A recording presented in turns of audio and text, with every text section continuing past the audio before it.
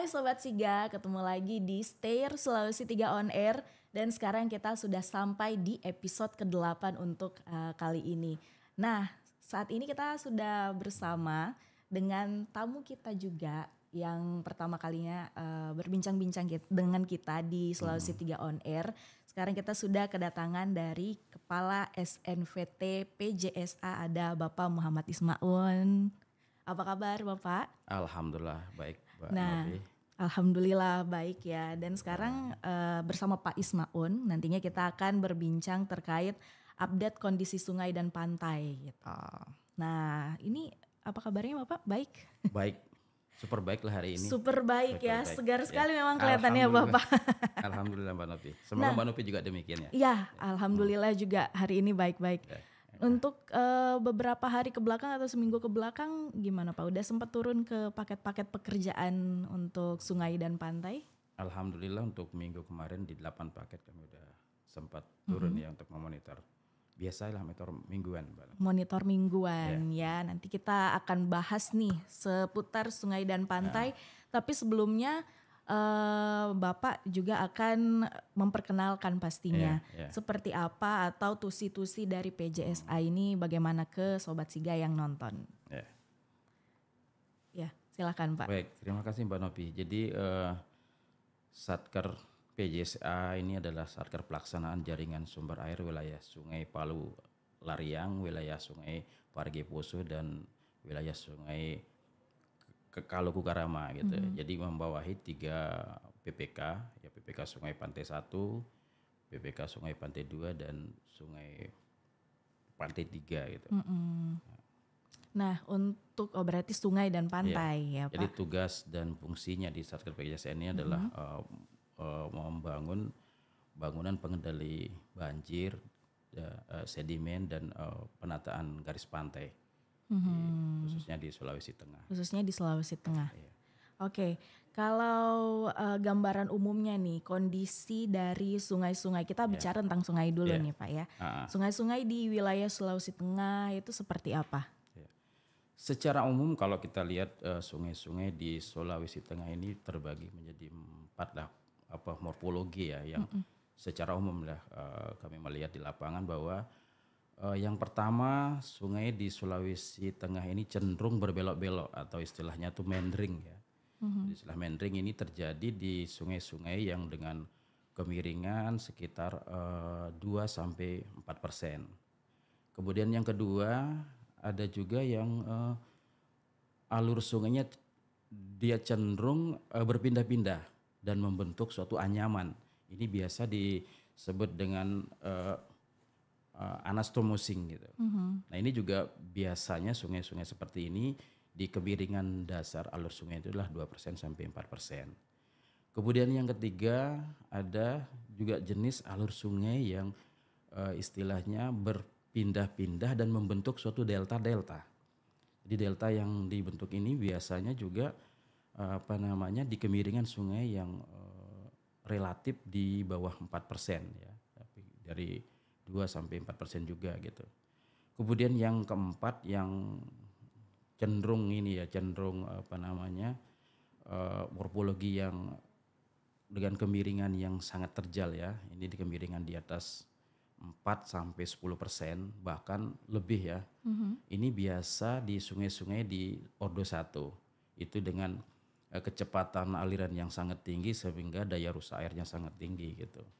Dan biasa kalau kita lihat di anak Sungai Palu di sini tuh di daerah Kulawi ya, di Sungai Namu, Sungai Kulawi, Sungai Magila itu termasuk di Ordo 1 yang bisa dikategorikan dengan straight gitu, yaitu sungai yang cenderung lurus. Dia berada di Ordo 1 dengan kecepatan sangat tinggi karena kemiringan dasar sungainya sangat tinggi gitu.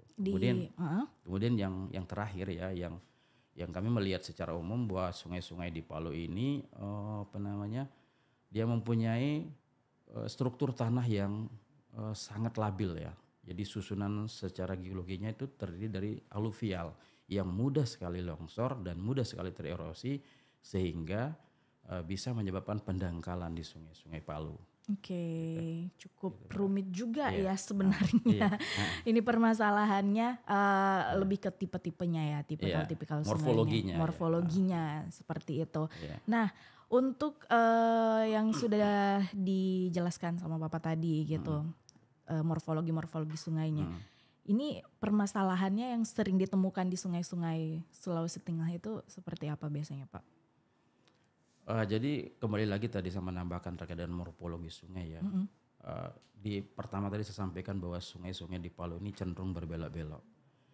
Tapi berbeloknya sungai ini juga mempunyai arti yang sangat penting ya bagi sungai itu sendiri. Jadi di mana kalau sungai yang cenderung berbelok-belok itu mempunyai fungsi retensi sebetulnya. Jadi dengan banyaknya belokan di sungai itu dia bisa berfungsi sebagai retensi atau menghambat aliran yang time fix-nya atau puncak banjirnya ke hilir itu agak lama nyampenya gitu. Oke. Berbeda dengan di sungai-sungai yang lurus itu jadi time fix-nya agak cepat seperti yang di Tamurai Magela terjadi sehingga cepat sekali terjadi banjir dan bisa merusak pemukiman. Tapi belokan itu juga bisa sebaliknya, bisa juga merugikan karena dengan adanya belokan sungai itu juga bisa terjadi pengempangan dan itu menyebabkan airnya meluap. Dan yang sering terjadi kalau di Palu ini terjadi scoring lokal ya, lokal scoring itu yang bisa menyebabkan istilahnya terjadinya erosi tebing di sungai itu. Sehingga kedua hal ini kita harus bisa mengelola dengan secara bijak. Oke, nah caranya Bapak untuk mengelola sungainya dengan morfologi seperti itu dari Balai Wilayah Sungai Sulawesi Tiga pastinya ini bagaimana Pak? Jadi pasca gempa September 2018 ya, tepatnya di 28 September 2018 telah terjadi gempa bumi dan tsunami di Palu ini cukup mempengaruhi ya kondisi morfologi sungai-sungai yang ada di Palu. Jadi kita telah melaksanakan beberapa kegiatan melalui IRSL Project atau Infrastructure Reconstruction Sector Loan. Ini kita telah melaksanakan sejak tahun 2020 pembangunan pengendali sedimen seperti pembangunan Sabo Dam, konsolidasi dam, check dam dan revetment yang banyak kita bangun terutama di sungai-sungai yang ordo 1 seperti di Sungai Poi, Sungai Bangga, ada Sungai Salwa, Sungai Omu dan itu alhamdulillah itu sudah selesai semua dan sudah dapat dirasakan manfaatnya oleh masyarakat. Oke, berarti sudah ada pembangunan yang sudah selesai. Dan gitu sudah ya. selesai ada 4 sungai dan sedang ongoing sekarang banyak sekali Mbak Novi. Oke, masih banyak ya? Masih banyak yang sedang ongoing sekarang. Di samping kita membangun bangunan pengendali banjir atau sedimen di Ordo 1, ada juga yang kita bangun di Ordo 2, Sungai Ordo 2 seperti Sungai Gumbasa dan Sungai Miu tuh. Mbak Novi. Oke, seperti itu ya Sobat Siga. Nah apalagi nih Bapak beberapa hari terakhir, beberapa minggu terakhir ya sebenarnya di Kota Palu ini kan lagi sering hujan. Gitu, dan ada beberapa daerah juga yang sayangnya kena dampak banjir seperti itu. Nah menurut Bapak nih, apakah pembangunan infrastruktur yang dilakukan BWS, Balai Wilayah Sungai Sulawesi 3, gitu, sudah efektifkah untuk penanganan apalagi di musim penghujan seperti ini? Tentunya kalau menurut saya Mbak Novi sangat ya efektif ya. Terbukti dengan kita telah membangun bangunan pengendali sedimen di 4 sungai ya seperti yang saya sampaikan di awal tadi, di Sungai Bangga, di Sungai Poi, Sungai Salwa dan Sungai Omu. Jadi masyarakat sekarang dengan dibangunnya beberapa bangunan sabo ya seperti di Poi itu ada 1 sabo, 2 check dam dan 1 operate. Kemudian di Bangga kita membangun juga 3 sabo dam, ada 2 check dam dan 1 operate. Demikian juga di Salwa ada 2 sabo dam, 1 check dam dan beberapa ratus meter revetment. Demikian juga di Sungai Omu ya. Sungai Omu kita sudah membangun 1 sabo dam, 2 konsolidasi dam dan berapa ratus meter revetment. Masyarakat sekarang sudah merasakan sekali manfaatnya, sudah tidak khawatir lagi dengan banjir ya yang selama ini bisa merusak pemukiman, bisa merusak perkebunan dan persawahannya. Jadi sekarang masyarakat di sekitar sudah merasa sangat nyaman, tidak lagi memikirkan banjir-banjir seperti hari-hari sebelumnya gitu Pak. Alhamdulillah. Setidaknya kekhawatiran itu sedikit berkurang ya. Iya, alhamdulillah. Dengan adanya pembangunan infrastruktur dari Balai Wilayah Sungai Sulawesi 3 Palu.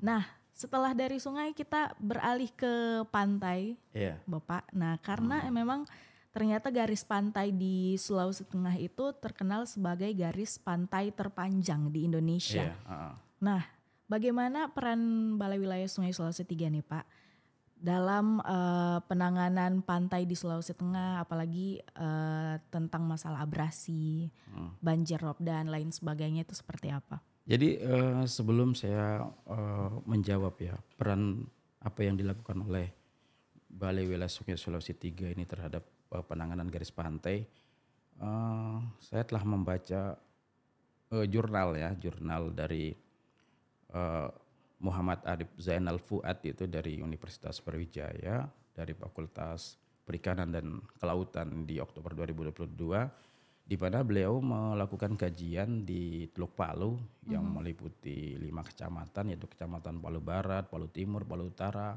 Ulu Jadi dan Mantikolore. Jadi hasil kajiannya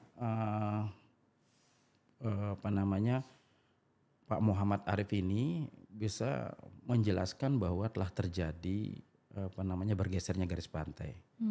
Nah, bergesernya garis pantai ini terdiri dari dua ya. Yang pertama abrasi, yaitu mundurnya garis pantai, dan kemudian ada akresi, itu majunya garis pantai.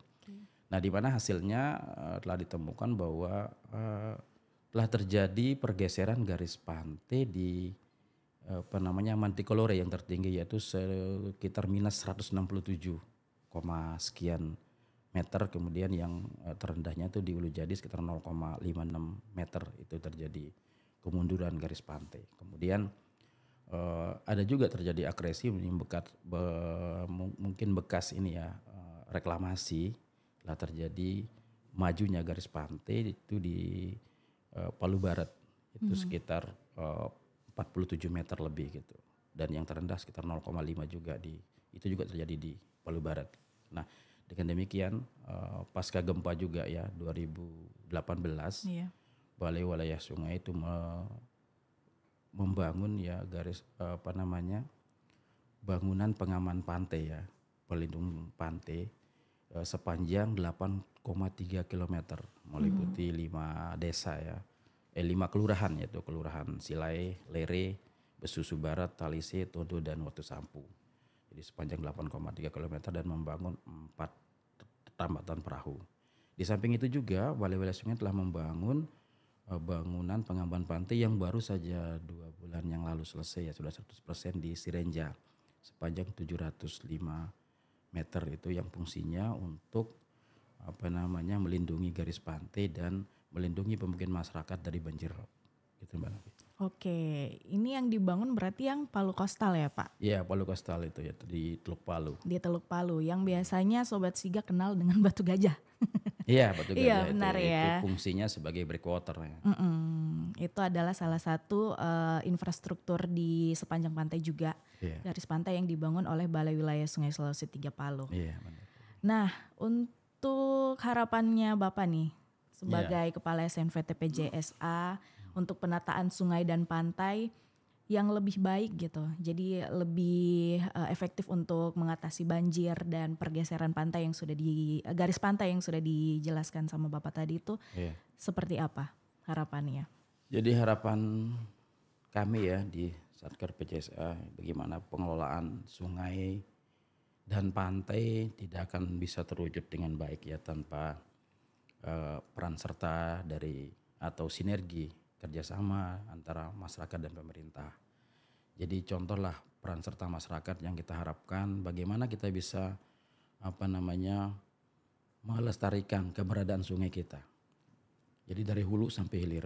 Misalnya masyarakat yang di bagian hulu itu diharapkan untuk bisa tidak merusak daerah aliran sungai atau daerah ditutupan lahan ya, seperti yang kita lihat sekarang banyak sekali ini di sungai di Miu ke hulu sampai ke Kulawi. Mohon maaf ya. Iya Pak. Jadi ini pagi-pagi karena kedinginan tadi itu. Eh, telah terjadi banyak pengerusakan hutan yang tadinya tutupan lahannya berupa kayu-kayu besar sudah ditebang dan diganti dengan jagung dan rica. Ya rica lah kalau bahasa sininya cabe ya. Cabe bahasa sininya rica gitu. Sehingga itu yang sangat banyak mempengaruhi terjadinya longsor di daerah das dan terjadinya erosi apabila terjadi hujan dengan intensitas tinggi dan durasi yang lama, itu bisa merusak dan bisa terjadi longsor dan akan terjadi pendangkalan sungai.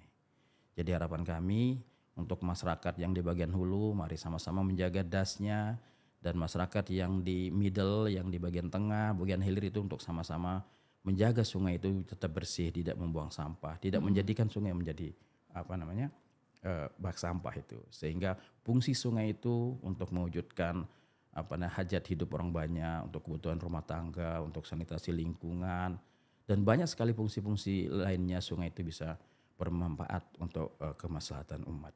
Demikian gitu Pak. Kalau untuk pantainya sendiri seperti apa nih Pak? Ya di pantai kan kita sudah membangun beberapa infrastruktur seperti tanggul pengaman pantai di daerah Teluk Palu, kemudian di Sirenja. Marilah kita jaga bersama.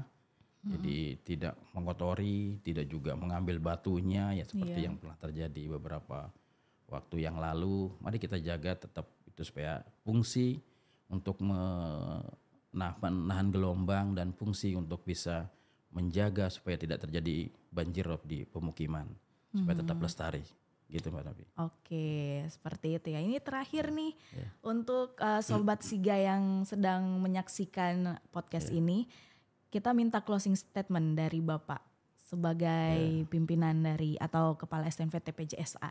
Terima kasih Mbak Novi. Jadi closing statement saya bahwa pengelolaan dan penataan garis pantai tidak akan bisa efektif gitu ya kalau tidak ada kerjasama kita antara pemerintah dan masyarakat untuk sama-sama bagaimana menjaga keberadaan sungai ini dari hulu sampai hilir. Karena sungai masyarakat yang di bagian hulu sangat berperan penting untuk tidak merusak daerah aliran sungai. Kemudian masyarakat yang di bagian tengah sampai hilir juga tetap tidak menjadikan sungai menjadi bak sampah. Sehingga kedepannya sungai kita bisa berfungsi sesuai dengan yang kita harapkan, sehingga pada akhirnya air lestari, kehidupan berseri. Benar, keren sekali ya. Terima kasih Bapak Pak Yusmaun sudah main-main ke Stair Sulawesi 3 on air. Nanti kita akan ketemu lagi mungkin di lain kesempatan. Iya, insya Allah Mbak Novi. Iya, kalau semoga ada. Tetap sehat. Iya, amin. Semoga tetap sehat juga Bapak. Terima kasih sekali lagi. Nah itu dia Sobat Siga, bincang-bincang kita bersama dengan Kepala SNVT PJSA Balai Wilayah Sungai Sulawesi 3 Palu, ada Bapak Muhammad Ismaun yang tadi sudah berbincang dengan kita terkait kondisi sungai dan pantai di Sulawesi Tengah. Pada umumnya ya kan, nanti kita akan ngobrol lagi dengan tamu-tamu kita juga dan tetap akan membahas tentang Balai Wilayah Sungai Sulawesi 3 pastinya. Jangan lupa untuk tetap nonton Stair atau Sulawesi 3 on air di YouTube. Jangan lupa di subscribe juga, di komen kalau selanjutnya kita akan mau bahas tentang apa. Boleh di request di kolom komen dan jangan lupa di like juga. Terima kasih.